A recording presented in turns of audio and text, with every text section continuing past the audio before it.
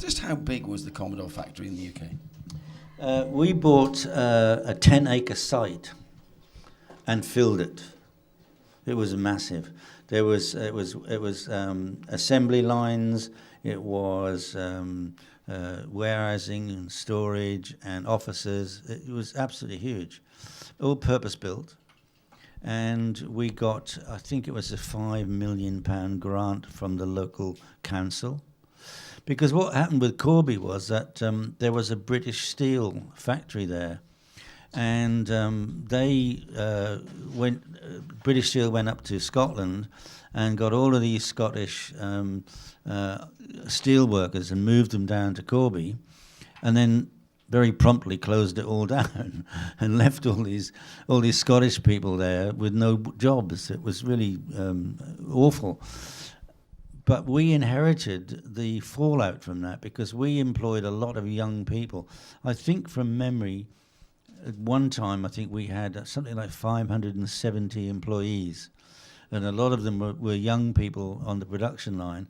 And these young people had a massive chip on both shoulders because they'd been moved from Scotland. Their parents had brought them down and then left without work. And the sad thing is that we're trying to build fairly, I guess, intricate products with assembling the 64s and big 20s and plus 4s and everything else. And yet we had a major disruption. We even had vandalism in the girls' toilets.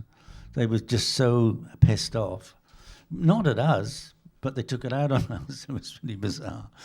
That was Corby, and everybody moved down except, in fact, there was 2 or 3 people in who, because when I joined Commodore, they were in Slough, Ajax Avenue, Slough, and the MD didn't move down because he's got children in school, and John Baxter, the MD was Howard Stanworth, John Baxter was the marketing manager.